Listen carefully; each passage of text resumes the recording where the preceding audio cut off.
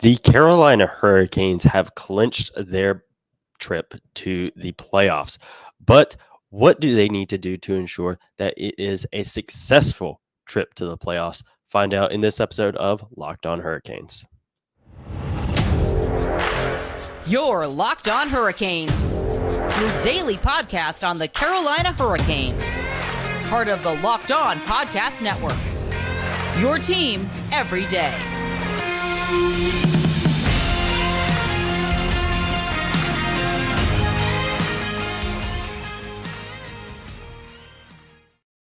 Hey there, Caniacs. I'm your host, Jared Ellis, and you're listening to Locked On Hurricanes on the Locked On Podcast Network, your team every day. And as always, thank you for making Locked On Hurricanes your first listen of this Wednesday evening. As you can see, setup is a little bit different. That is because I am up in Detroit. I will be at the game tomorrow against the Red Wings. Very excited for that. But tonight we'll be talking about the Carolina Hurricanes' upcoming trip to the playoffs. This is their fifth consecutive playoff appearance. Now, imagine telling myself, you guys, telling someone that 10 years ago, they'd laugh in your face if you told them that in the 2020s that the Hurricanes would be making their five straight playoff appearances, winning multiple division titles, trip to the conference final. They'd laugh in your face, but they currently are leading the Metro Division, looking to make it a third, I believe, consecutive division title. They're currently leading the Devils by 3 points. It is a very, very tight race. And again, they have clinched their playoff spot. They're going to the playoffs. It's just a matter of where they're going to be. And what they're doing well, what they're doing bad. We're going to talk about all that in this episode, as well as ideal playoff scenarios as we sit right now as of recording. Now, what the team is doing well, we're going to start off on a positive note. Now, they are still doing very well in 5-on-5 play. That has been their bread and butter all season long. That is something that most games, even losses, you can look at 5-on-5 and typically be like, okay, that was fine. Maybe not at its best, but it was still fine. And they are also something that we've seen a lot as of late with come from behind with is they're a very resilient team and they aren't giving up. You look at that game against the Kings where they came back. You look at that game against who was it that they just came back against the other day? And they could easily just roll over, head on to the next game, but that's not this in this team's DNA. They're going to continue to fight, continue to pressure, and continue to try to make chances to come away with the win. And for the most part, as the season has gone on, that's worked. They're second place in the NHL right now, behind only the Boston Bruins, who are likely going to win the President's Trophy. They're going to be the front runners in the Eastern Conference, front runners, honestly, in the Stanley Cup as well. Their penalty kill has also been outstanding. As of right now, as of this recording, it is currently sitting at second ranked in the NHL at 83.8%. Penalty kill is another thing. Like 5-on-5 play, we can typically look at that stuff and be like, hey, if nothing else, penalty kill was good. Typically, game in, game out, penalty kill. It's always good. We don't have to worry about that. And then another really good thing, something that I didn't realize that they were currently ranked as high as they were, is shots allowed a game. They're only allowing 26 shots a game right now. It's the lowest in the league. And that needs to continue because, they, getting into this playoff stretch, you go against a team like the Maple Leafs, like the Lightning. Heck, we just saw how things went against the Lightning the other night and just how poorly that went for the Hurricanes. You want to limit their chances as much as possible. And they are doing a really good job with that as well.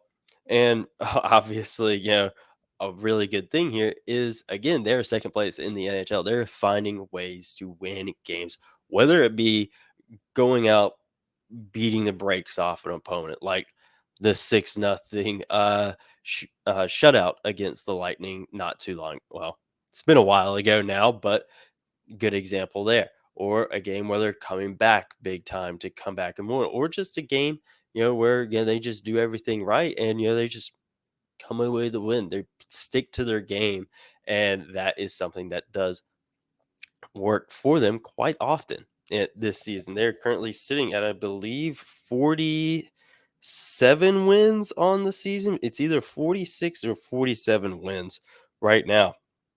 And again, like the 5 straight trips to the playoffs, you tell a Hurricanes fan that 10 years ago, they laugh in your face. Another thing that I do think also goes under the radar with something that this team is doing well is how good they are in the faceoff circle. They are tied for third in the NHL at 53.2% success rate there. And is it something that's super, super important, like a penalty kill? No, it's not. But it's a thing, when you go into these really tight late game situations, overtime situations, that can be a difference maker right there of, can you win that faceoff? And the Hurricanes, most of the time, they're pretty darn good at winning some faceoffs. Jordan Stahl, especially. Sebastian Aho, you've seen him, continually improve year after year. Jesperi Kotkaniemi, I think he has the makings for a lethal guy in the face-off circle as well. So the Hurricanes are doing a lot of things well. It's not like they're going to be a team that just gets in the playoffs, because no one else was good enough. No, they're going to be there because they are a very good team, and they have been in the Stanley Cup conversation all season long, preseason as well, because of how good this team is and that they deserve to be there. But this team is not without its faults, and it has been on full display as of late, really ever since Andrei Svechnikov went out with his season ending knee injury. And we will talk about the negatives of what this team has going wrong for them right after this quick break, folks. Now, folks, we got the game going on tomorrow against the Red Wings. And if you're wanting to place a bet on that game or another Hurricanes game or the Final Four as well, do so at FanDuel Sportsbook. The tournament is heating up, and there's no better place to get in on the action than FanDuel, America's #1 sportsbook. That's because right now, FanDuel is giving new customers a no sweat first bet up to $1,000. That's up to $1,000 back in bonus bets if your first bet doesn't win. Just go to fanduel.com/locked on to sign up today and claim your no sweat first bet.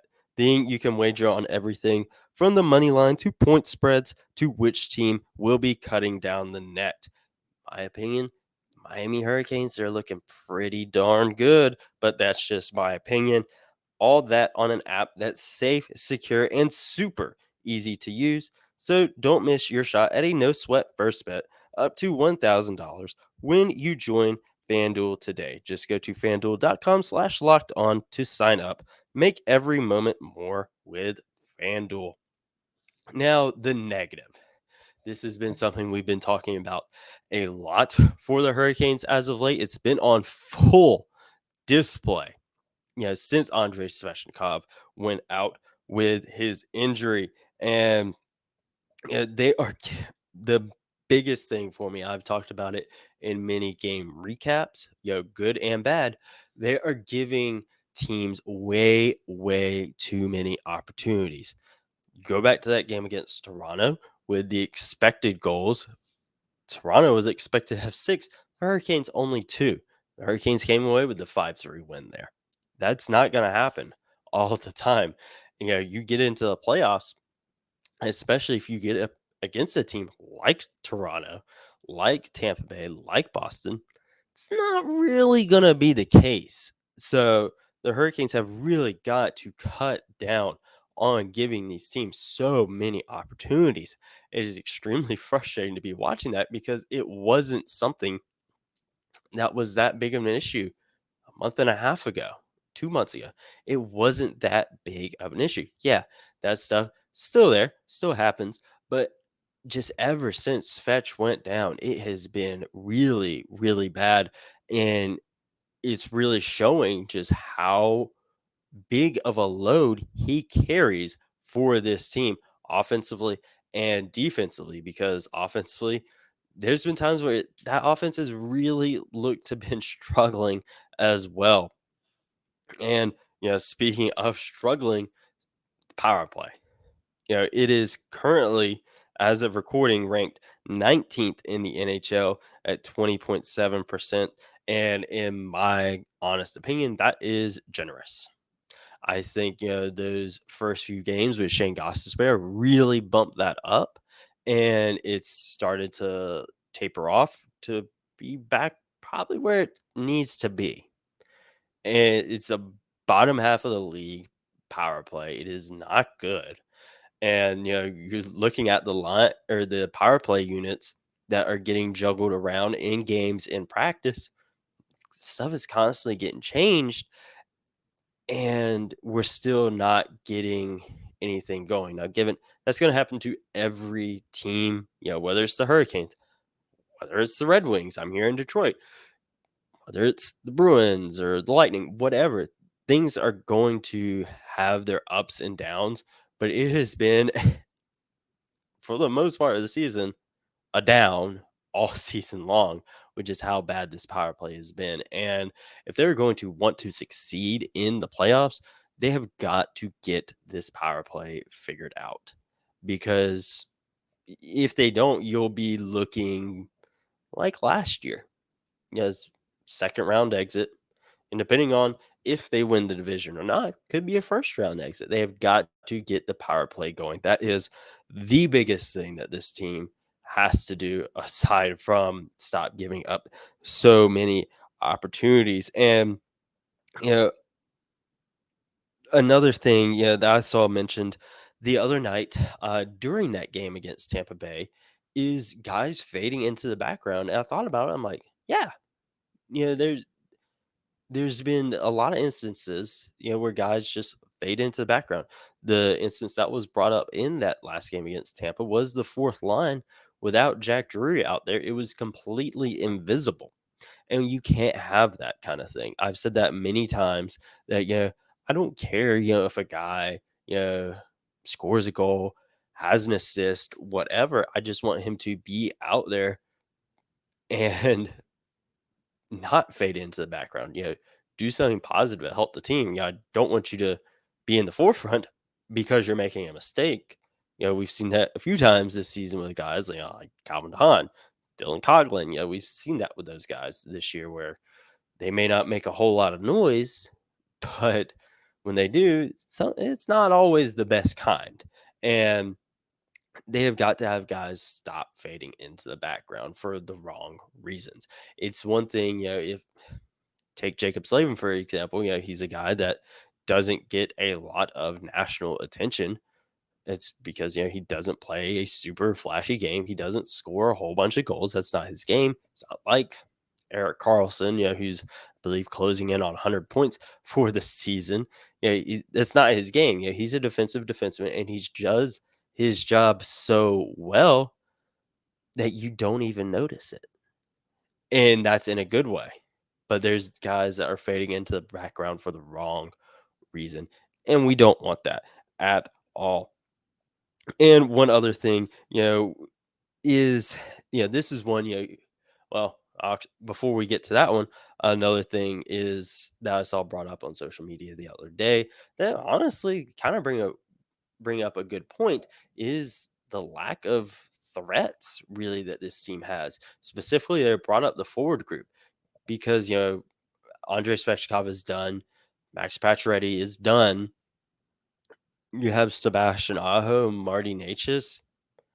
Outside of those guys, out of your forwards, who's consistently a threat? yeah, you have guys here and there, like Tavo Teravainen, like Seth Jarvis, Jesperi Kotkaniemi. You have Jesper Foss. You have these guys that can be, but are they guys that teams are specifically game planning to shut down? No. You're not expecting to have to go out there and shut down Jordan Stahl, offensively. No, you're not expecting to do that. And given that's another guy that's never been his game, so maybe not the best example, but let's say Jesper Fast. Do you game plan to shut him down offensively every game? No, you don't. But Sebastian Aho, Andrei Svechnikov, Max Pacioretty, Marty Necas, those are guys that teams have to game plan to shut down because they are guys that can really go out there and be very lethal. Yeah, you have Brent Burns this season. He set the single season points by defenseman record, and that's great. And he's a guy that can be a threat. We need him to be that. I know he's leading the team in assists as of right now. I believe he still is. We're going to look and see. But Brady Shea, he's a guy that as of late has been really hot, and a guy that you typically may have to game plan for. But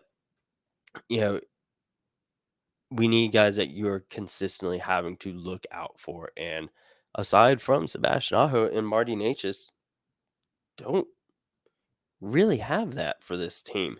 And they need guys that can really step up and be those guys that can go out there and be a threat every single game. But one thing we cannot hold against this team this year has been the injuries. I'm bringing it up here in the negatives simply because it is a negative thing, but it's not something I'm holding against the team at all, because this is all freak stuff. Never could have predicted any of it, but it is something that has been a bit of a thorn in the team's side. You have Max Pacioretty, who was supposed to come in, be that big goal scorer for the team, tore his Achilles prior to the season starting. Was going to be out till essentially the trade deadline, comes back, plays a few games, tears it again. So, there's that there that, bites you in the butt. You have Andre Kasha, a guy, a good depth guy that you're bringing in. And, he plays the season opener. That's it. He's been out all year with concussion issues. And, with all of these guys, I want them to be out as long as they need to be. I don't want them to rush back at all. And Kosh is, another guy that, we're pretty much expecting you're not going to see him again this season at all. And then Andrei Svechnikov tearing his Achilles, total freak thing. But one thing, with these guys being out, Svech, especially because he was here for so much this season, you're really seeing just how big of a load he brought to the team. And this has been something that has really hurt them this year. And, they have really got to have guys step up and fill that void. You were able to fill Kasha, Pacioretty, Gardner as well. Forgot about him as well. Haven't seen him play in a couple of years. You're able to fill those voids, but the Svechnikov void has been really tough for them. And it's something that I feel is going to be, going into the playoffs, a really big issue. I really think it will be. But getting into these playoffs in ideal playoff scenarios for them, we're going to be diving into that, at least on the Eastern Conference side of things, because Western Conference, that's a whole different can of worms. But we're going to be diving into the ideal playoff scenarios for the Hurricanes in the Eastern Conference right after this quick break, folks. All right, folks. Now diving into playoff scenarios for the Hurricanes. These are my ideal playoff scenarios for them. Now, as of right now, again, like I said at the top of the episode, they're currently leading the Metro Division by 3 points over the New Jersey Devils. Anything can happen these last couple weeks. New Jersey could very well make a run for the division and win the division, bump the Hurricanes down to second place. That would put them facing the Rangers in the first round, which, in my opinion, that'd be a first round exit for the Hurricanes. Just the way the Rangers have played the Hurricanes this year, yeah, the Hurricanes may get a couple wins in that series, but the Hurricanes are out in the first round if they play the Rangers. I know I'm probably going to make some folks mad saying that, but I don't think they make it past the Rangers in the first round. If they play them, and because you look at just recently how tough the Rangers played the Hurricanes, man, that'd be a really tall order. Not saying the Hurricanes could not do it. They absolutely could. Absolutely freaking could beat the Rangers in the playoffs, go on to the second round. Totally could. But that'd be a very tough first round matchup. And that'd be one, that's conference final worthy matchup happening in the first round. So, yeah, crazy stuff there, in that potential scenario. But say they do win the Metro. Say, the Hurricanes are able to maintain that lead. They're either playing the Islanders or the Penguins in the first round. It kind of depends on who gets what seed there in the wild card. But as of right now, they would be playing the Islanders, which I do think would be a good matchup for the Hurricanes. A good confidence building series. I think they could win that series. Same with the Penguins if they play the Penguins. I totally think they win that series. You look at the way they manhandled the Penguins this year. I believe they swept the regular season series. Now, they were hard fought games, of course, but in years past, it was the opposite way around of the Penguins sweeping the regular season series over the Hurricanes. But either way, I think they come away with that win in that series against either the Penguins or the Islanders. And then you get into the second round. Then you're playing the winner of New Jersey and New York. Again, New York, a lot of the same stuff applies there. And I said if they're playing in the first round, that's going to be an extremely tough series. And it's a rematch of last year's second round where the Hurricanes could easily be packing up their golf bags and going golfing because of how tough and well the Rangers have played them this year. Again, they could totally come away with the win, but say they play the Devils. That's a series that I think it's probably a 6 or 7 game series, but I think ultimately the Hurricanes do come away with the win in that one with really the deciding factor there for me being playoff experience. Now, given the Devils do have a lot of guys with playoff experience on their team, I mean, look at Dougie Hamilton, played for the Hurricanes, got into the conference final, and more. So it's not that they don't have guys with playoff experience. It's that these guys that they don't have playoff experience together. They also do have a lot of young guys that have no playoff experience. But I think ultimately the Hurricanes' experience would be the thing to push them over the Devils. I did say that last year in the series against the New York Rangers in the second round, and we see how that panned out. But ultimately, I think that would be what would carry them over there. But again, these issues that we've talked about with the Hurricanes, power play, offense trying up, giving up too many opportunities, guys fading into the background, all of this stuff, not having a serious threat, you go against the Rangers or the Devils, that's going to be stuff that can really, really come back and bite you in the butt. And then say you get past one of those teams, whichever one you end up playing, you're playing the Boston Bruins. I'm pretty confident that they're going to be the other team in the conference final. I think just about anyone would tell you that. Anything can happen, of course. We all know that. But I think, Boston's pretty much guaranteed a trip to the conference final, but we'll just have to wait and see. And then if they play Boston in the conference final again, they have got to play perfect. and hope that Boston messes up. Because even if the Hurricanes play perfect and Boston doesn't mess up, Boston could still very well win that series because they are that good this year. And it's something that baffles me of just how good that team is this year. It's almost like they have the video game sliders on easy, and they are that good this year. So even if the Hurricanes do play perfect in the conference final against the Bruins, it's still no guarantee now. Say, they do get past, they get to the Stanley Cup. I think at that point, they will be pretty much firing on all cylinders, and everything, that we've been having issues with, with the team. I think at that point, they probably would have figured it out and gotten that stuff under control. So whoever they be playing out of the West, whether it be Dallas, whether it be Vegas, LA, Seattle, whoever, I think, the Hurricanes are a pretty darn deadly team going up against whatever the West has to offer. So that is my ideal playoff scenarios for the Hurricanes as of 8:53 p.m. on March 29th. This could totally change tomorrow. It totally could. It could be completely and totally different, and a week from now.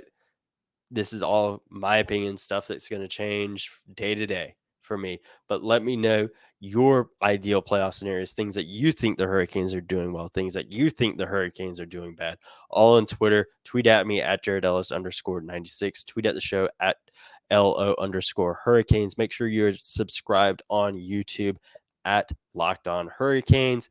Make sure you have the notifications on there. We just crossed the 300 sub mark. So big thank you to everyone over there. And I will talk to you guys in the next episode when we are previewing tomorrow's game against the Detroit Red Wings. I'm very much looking forward to that game. That'll be my first game as a visiting fan. So very much looking forward to that. And I will talk to you guys tomorrow. And as always, let's go Canes.